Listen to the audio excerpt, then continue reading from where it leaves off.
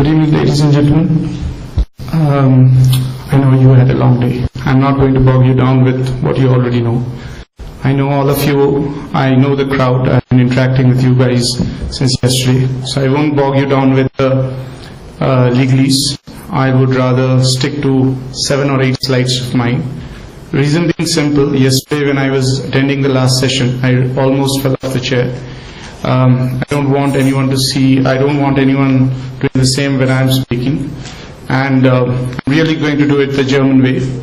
Tuck, tuck, start and end, and within time. Not like the Indian way. So, let me first find out my slide. If somebody can please help.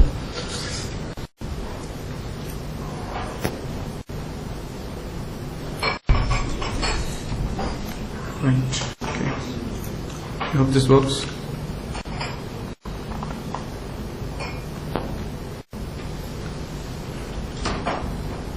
Oh, right, okay.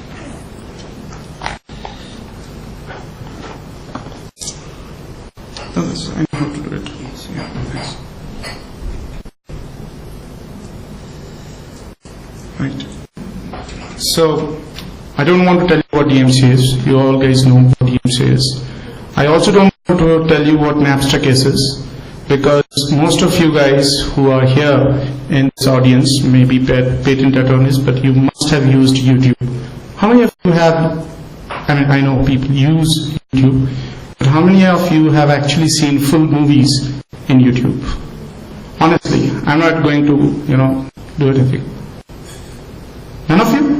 Can't believe I myself see my own studios, films. Anyway, just okay, good. So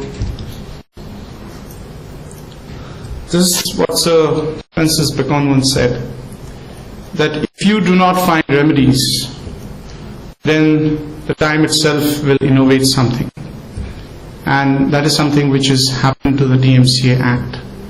1998 when it was passed, and it has been quite some time now, and we find the legislation quite obsolete would not be the right word, but it's outdated to some extent. Copyright Act, unlike any other property right, is non-excludable.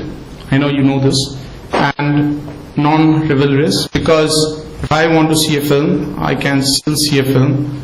And you can see the same film at the same time, though the ownership remains with the owner.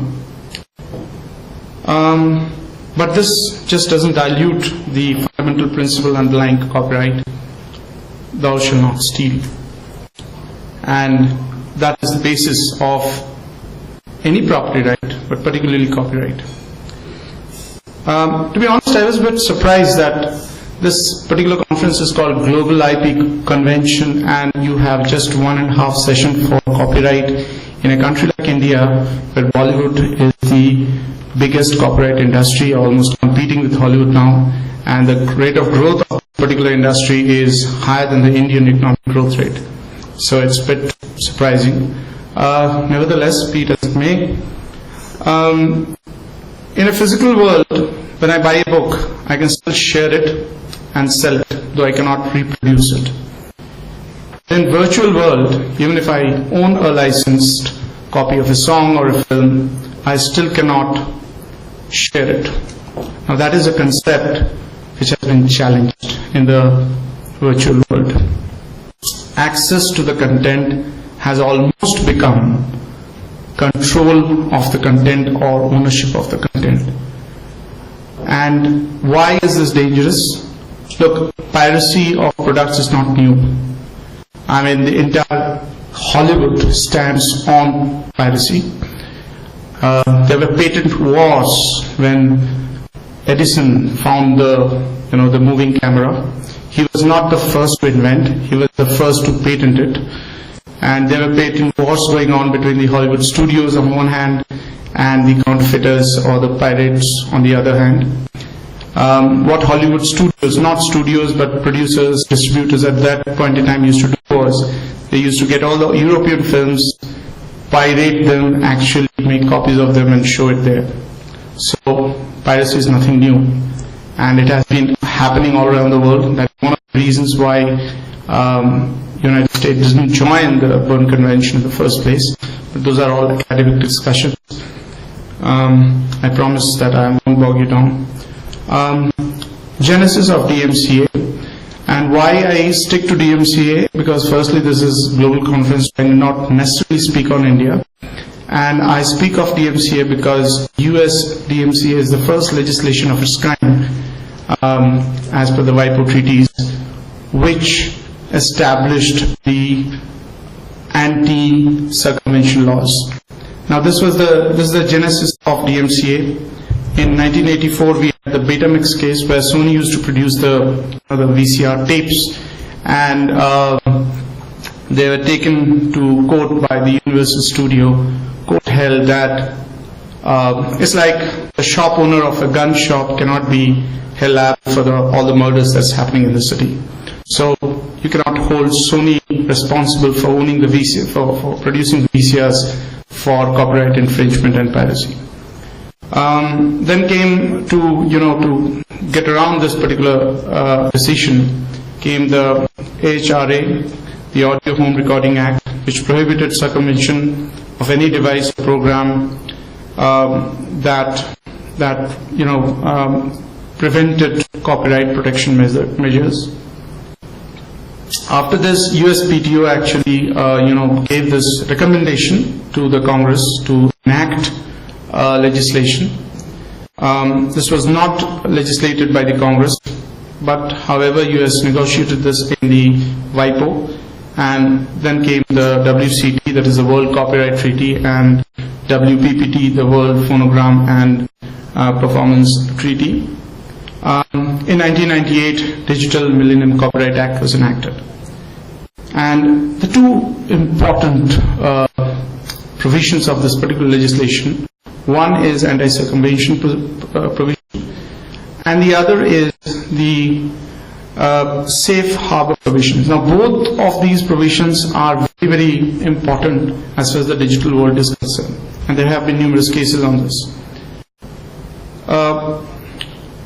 Just an overview. I know you guys know all these things, but still just an overview, but just for the sake of completing the slides, Copyright infringement consists of two types of infringement, direct and indirect. Direct is simple, you own it and you do anything which is not authorized under the Copyright Act, you are liable.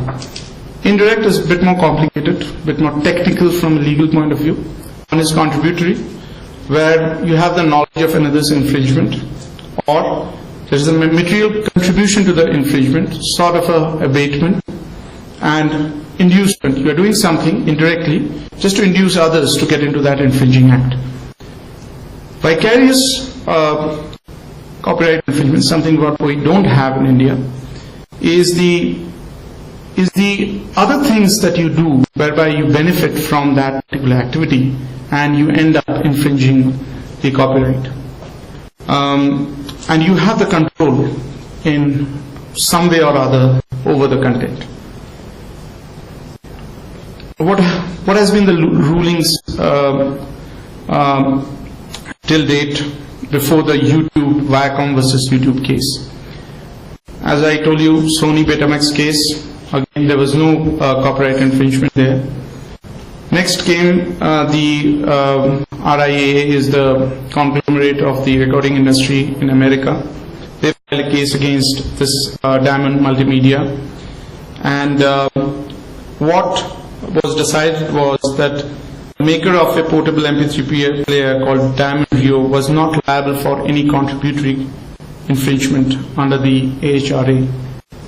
So AHRA was brought in to go around the Sony Betamax case. This decision also thwarted the efforts of the Congress to hold this. Next came the famous Napster case, of course. How many of you have seen this film Social Network? Most of you have, I guess. It has been released in India for video also now. The most interesting part of that is the interaction between Mark Zuckerberg and the founder of the Napster, and how the founder of the Napster gives the idea to Mark Zuckerberg on the various issues, including copyright. And there is one famous statement which he says, they own in quotes, but did they actually win it? The music label companies. Well, he's correct. Music companies are really in trouble over the time. However, the Napster case was different. Supreme Court held that the knowledge of the infringing activity by having that particular sort of website where people can share their files is in itself contributing to the infringement of copyright. And ability to control and earn revenue out of it makes it a case of vicarious liability under the copyright infringement. Then came the Grokster case. Supreme Court again held it, Supreme Court, not the Ninth Circuit, Supreme Court held it in favor of the studios and said that this kind of web portals which promote the sharing of the files amounts to copyright infringement, both particularly the indirect liability. The famous Viacom versus Google. Now, what's the claim of Viacom against Google, and why is it so important? There are two philosophies, as we all know. I mean, the basic philosophy of copyright legislation, or for that matter, any intellectual property legislation, is that it's not important that you own the IP, but it's also important that you bring forth the IP before the public. So you have the right, and that is the reason it has a limited duration, unlike the real property. So that is the basic difference between the real properties and the tangible properties and the intangible properties, or the real properties and the intellectual properties. And the initial cases, when it was decided, of course the publishers and the printers in England, they always argued that it's a common law right, so that it's perpetual.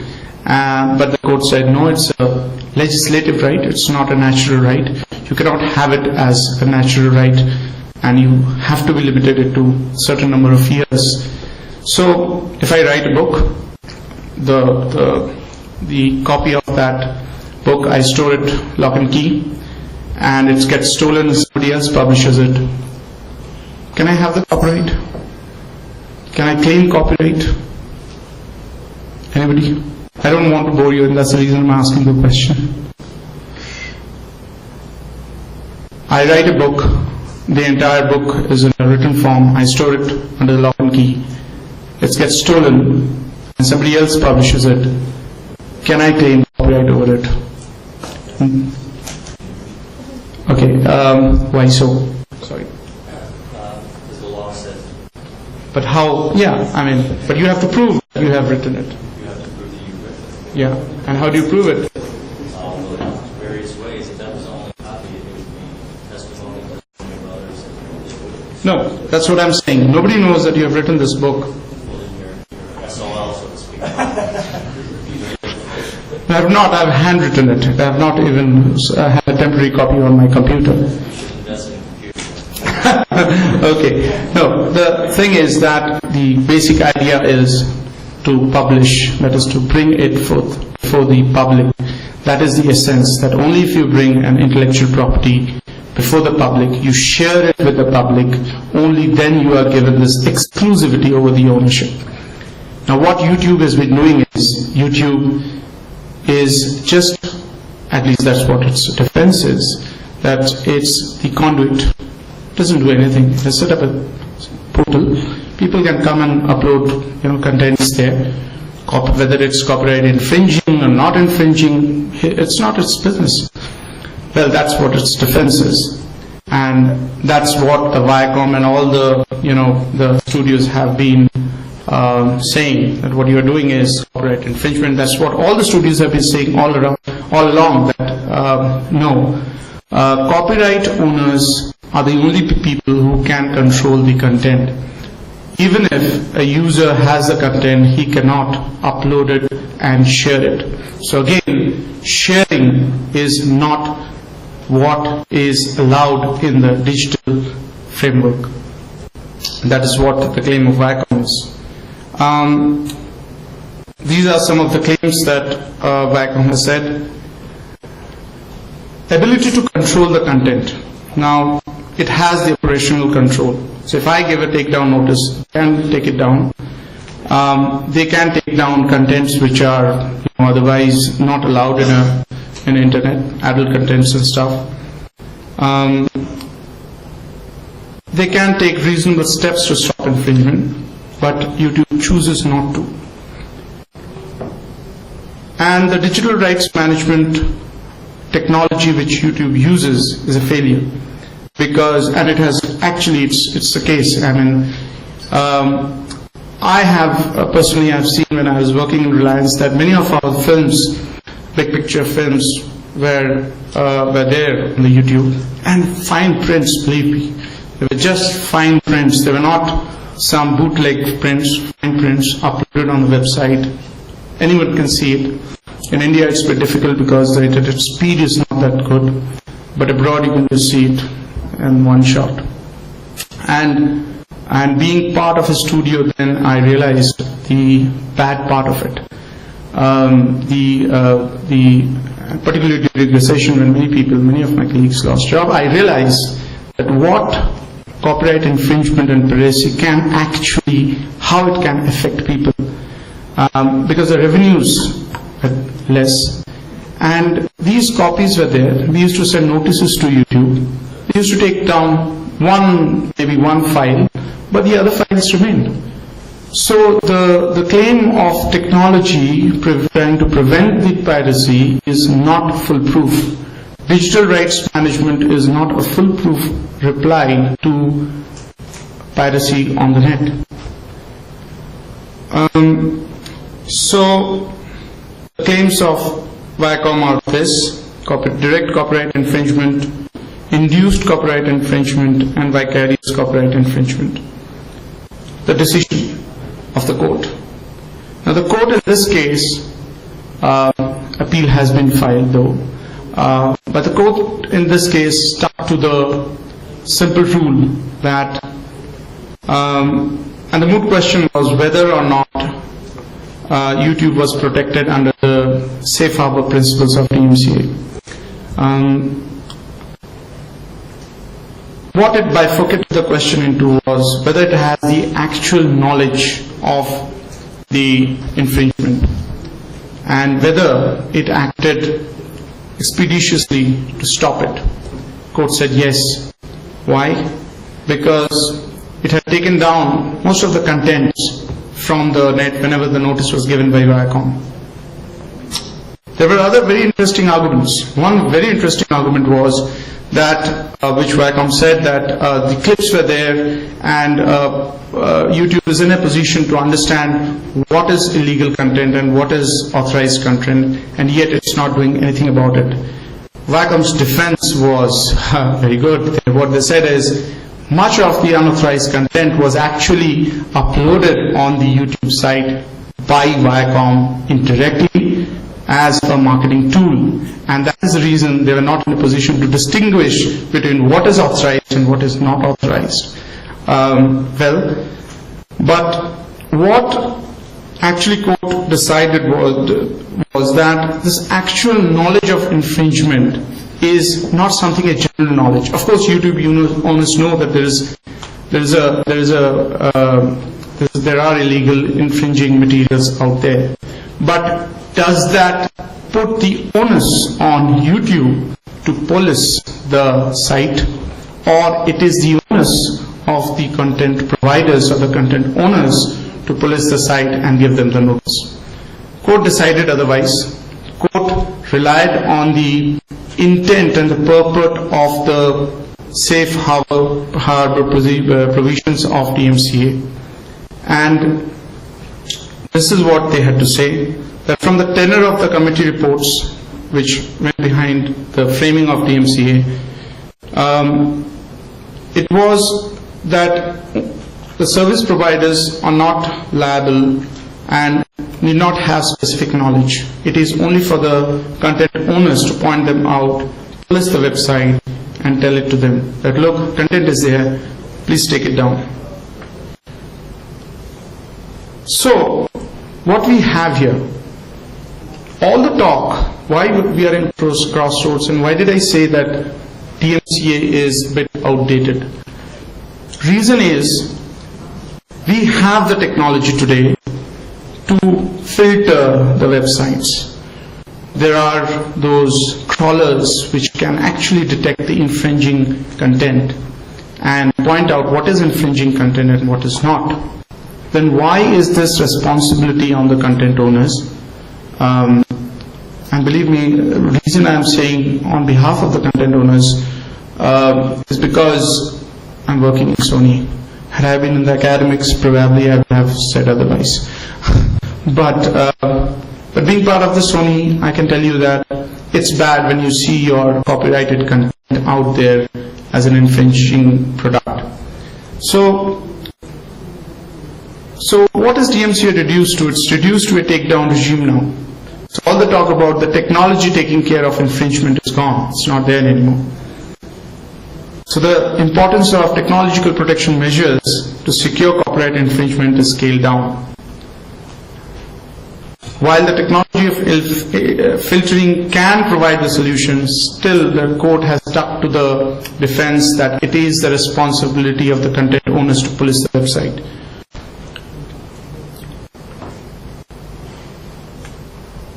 So we are in a very non-technical and blunt world now, because there is no provision in DMCA, and we have a situation where only way how the internet piracy can be stopped is by giving notices.